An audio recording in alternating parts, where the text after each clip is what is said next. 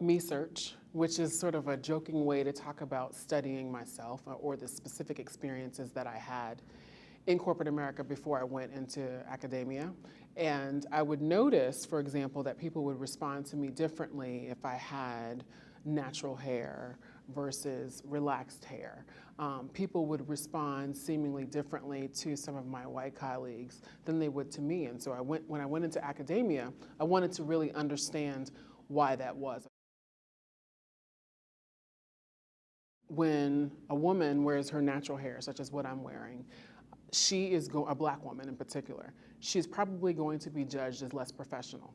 And that's by both white people and black people. So that's one of the hair penalties, right? Another penalty, though, for example, might be that she's viewed as less likely to be promoted. She's going to receive lower salary. And that's because natural hair and traditionally phenotypical traits associated with people of African descent are denigrated and devalued.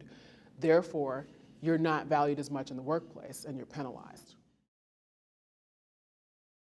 If you want to wear your natural hair, I mean, one of the things I'd say is that there's this constant tension between, warmth and competence, right? So one of the things I found myself doing is being particularly humorous or making sure that I know my facts cold so that I'm perceived as highly competent, and therefore people might give me a pass with natural hair.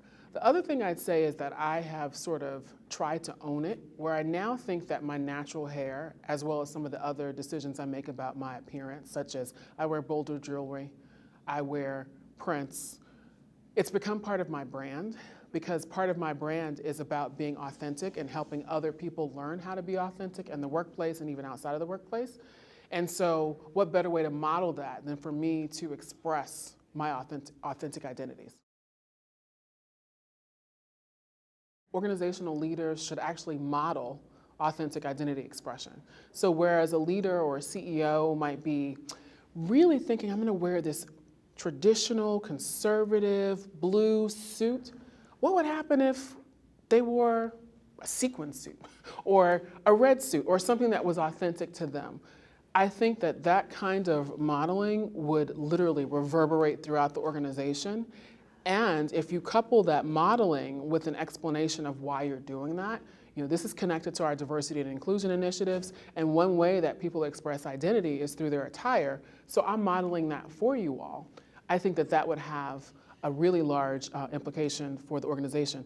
Another thing I'd say is I think that organizations have to question their embedded assumptions when it comes to recruiting and hiring and promotion. So if organizational leaders find themselves having conversations like, well, she just didn't quite fit, she's not professional, she's not refined enough, we need to push pause and question the embedded assumptions.